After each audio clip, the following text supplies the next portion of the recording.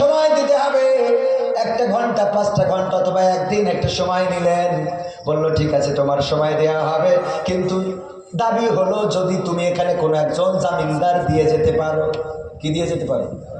জামিনদার দরকার আছে না নাই? আছে না আমার মুক্তার, আছে না আমার ব্যারিস্টার?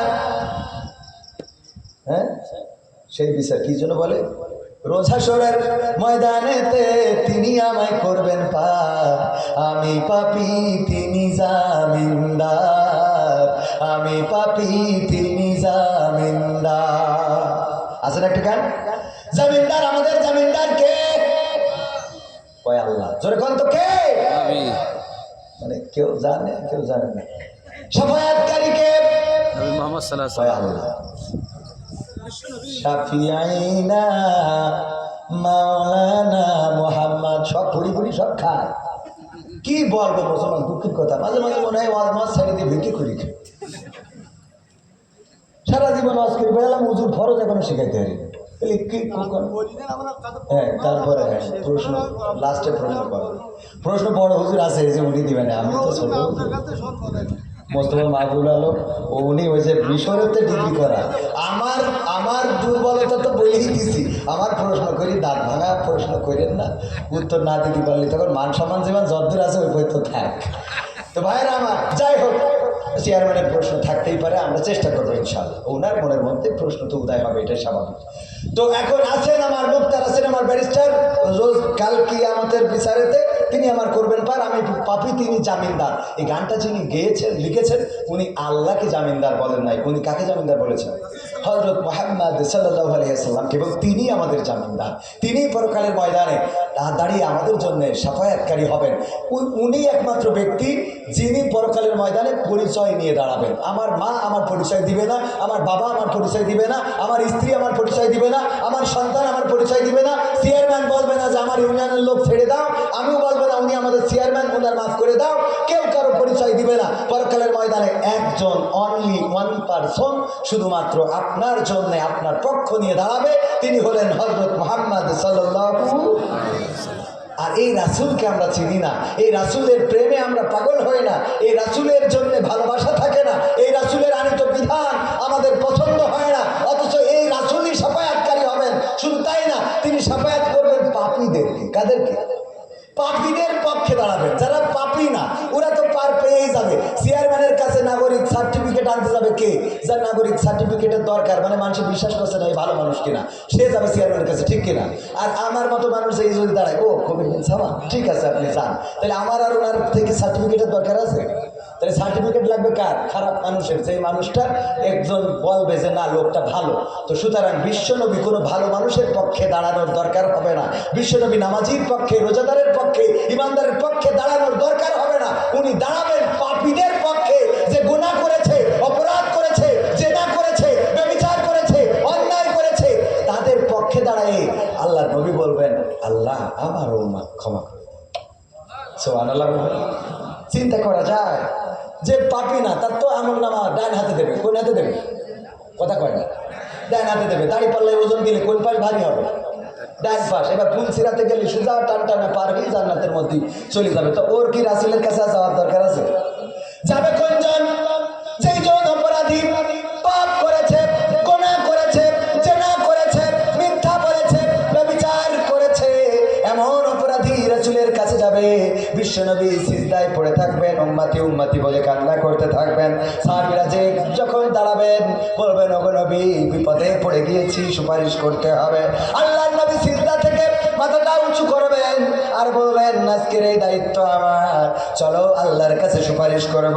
ও আমার ভাইয়েরা, পরকালের ময়দানে বিশ্বনবী হবেন সুপারিশকারী। এই জামিনদার আমরা চিনিও না, জানিও না।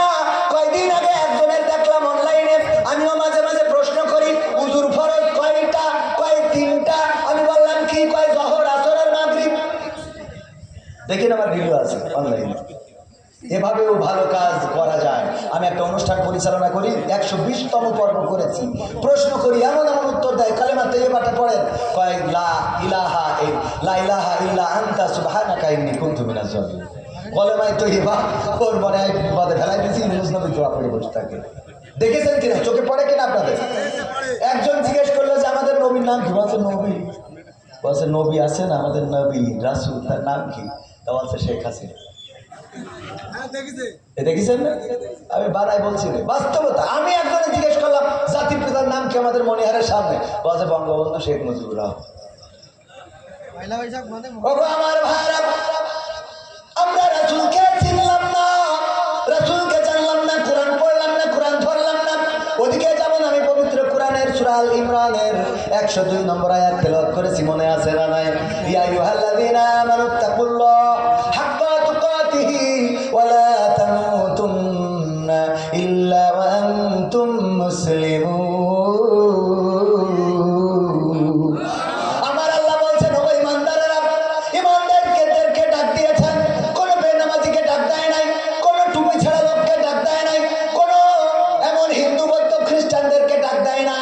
ডাক দিয়েছেন যারা ইমানের দাবি করে আমরা ইমানদার, আমরা আল্লাহওয়ালা, ওদেরকে ডাক দিয়ে বলছে ইমানদারেরা শোনো, ততক্ষণ পর্যন্ত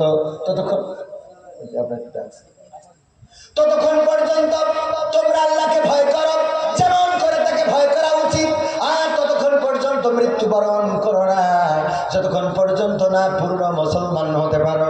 ও আমার ভাইরা, এই কথা ডাক দিয়ে বলেছেন কাদেরকে? হ্যাঁ, কাদেরকে?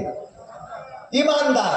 তো ইমানদার বলতে আমরা কাদেরকে বুঝি? আমার মতো দাড়িওয়ালা, টুপিওয়ালা, জুব্বাওয়ালা, পাঞ্জাবিওয়ালা, এরকম না যে উনি খুব ইমানদার, আল্লাহওয়ালা, এই তো। তাহলে আমাদেরকে ডাক দিয়ে বলছে আল্লাহকে ভয় করো যেমন করে তাকে ভয় করা উচিত, আর ততক্ষণ পর্যন্ত মৃত্যুবরণ করো না, যতক্ষণ পর্যন্ত না তোমরা পূর্ণ মুসলমান। মুসলমান শব্দের অর্থ কি? আত্মসমর্পণকারী হতে পারো। এই আত্মসমর্পণ না করে কবরের কাছে যাইতে, মৃত্যুর কাছে যাইতে নিষেধ করেছে। তো মৃত্যু আমাদের হাতে না আল্লাহর হাতে? আল্লাহর হাতে। কুল্লু নাফসিন যায়িকাতুল মাউত, প্রত্যেক প্রাণীকে মৃত্যুর স্বাদ গ্রহণ করতে হবে। কথাটা কার? আল্লাহ রাব্বুল আলামিন যখন ডাক দিবেন চলে যেতে হবে। কে চেয়ারম্যান, কে মেম্বার, কে হুজুর, কে বুজুর, কে মুফতি, কে মুহাদ্দিস, কে মাওলানা, কে জালেম, এগুলো দেখা হবে না। যখন মালাকুল মাউত চলে আসবে, জানটা নিয়ে চলে যাবে, সন্তান কাঁদতে থাকবে পাশে, ওই কান্নাই নাজরাইলের মন গলবে না, পৃথিবীর কেউ ডাকতে পারবে না। আপনার এখানেই তো মেডিকেল কলেজ, কয়েকদিন আগের একটা ঘটনা দেখেছিলাম, লিফটের মধ্যে একটা মানুষ পড়ে মরে পচে গিয়েছে, তারপরে গন্ধ বের হইলে বুঝেছে যে এই নষ্ট লিফটের মধ্যে একটা মানুষ আটকে আছে। আপনাদের মনে আছে? মনে না থাকলেও আমার আছে। লিফটটা উঠেছে, মাঝ পথে যে লিফটটা নষ্ট হয়ে গেছে, ওই হাসপাতাল কর্তৃপক্ষ চিন্তাও করে না এই লিফটের মধ্যে মানুষ আটকা পড়লো নাকি পড়লো না। যে মানুষটা তিনি ছিলেন একজন মুক্তিযোদ্ধা, এই মুক্তিযোদ্ধা মানুষটা ওই লিফটের মধ্যে মারা গেল, কেউ খোঁজ নিল না। পৃথিবীর মানুষ এতটাই নিষ্ঠুর, আপনি মারা যাওয়ার পরে আপনার এই দুনিয়ায় চলার জন্য টাকার দরকার, পয়সার দরকার, কেউ দিবে না, খাবারের দরকার কেউ দিতে চাইবে না। কিন্তু যেদিন মারা যাবেন ওই দিন আপনার কাফনের অভাব হয় না, ওই দিন আপনার লাশ দেখতে যারা আসে তাদের জন্য খাওয়ার অভাব হয় না, ওই দিন আপনার কবর দেওয়ার জন্য লোকজনের অভাব হয় না, ওই দিন আপনার শেষ বিদায় করানোর জন্য কোনো মানুষের অভাব কি হয়? কোথায় অভাব হয়? ওরে মরলে ভাইয়ের আমার, আগামীতে আবারও দেখা হবে, কথা হবে। সেই পর্যন্ত যেহেতু সময় খুবই দ্রুত চলে গেছে, 11টা বেজে গেছে, তাইলে তো আমি টাইম 2 মিনিট 3 মিনিট ওভার করে ফেলেছি। আগামীতে আবারও দেখা হওয়ার প্রত্যাশা নিয়ে আজকের মতো এখানেই। আমার কথার মধ্যে যদি ভুল থাকে সেটা আমার অজ্ঞতা। তারপর একজন পর্যন্ত আরামদায়ক পড়া যাবে না, একজন যখন ধরে ইমাম পড়বে সব কিছুর পড়ার কোনো যুক্তি নেই। আচ্ছা, 5 জনের 3জন একমত, 2জন একমত, আমরা কোন পথে যাব?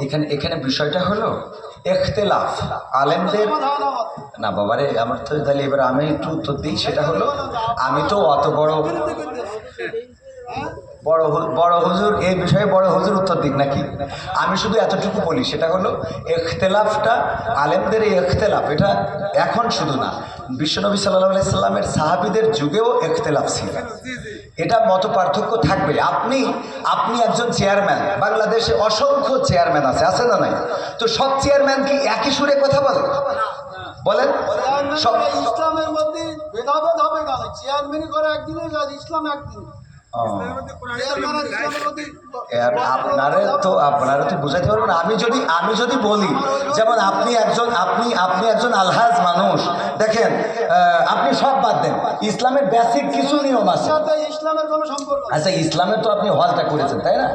হজ করেছেন না? আমি যে প্রশ্নগুলো আপনার কলা দেখেন আর 6 জন লোক আছে, আপনি সঠিক তো উত্তর তো সঠিকটা আপনি তো উত্তরের আগেই তো বকর করতেছেন, আমার উত্তরটা দিতেই দেন।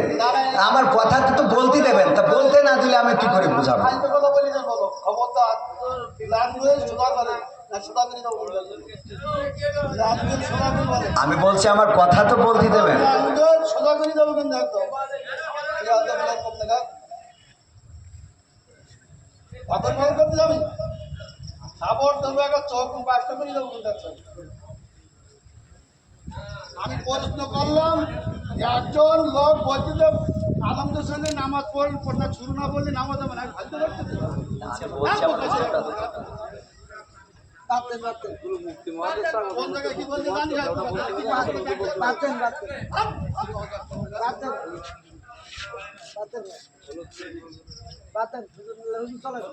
একদম বাস্তব করে দেবো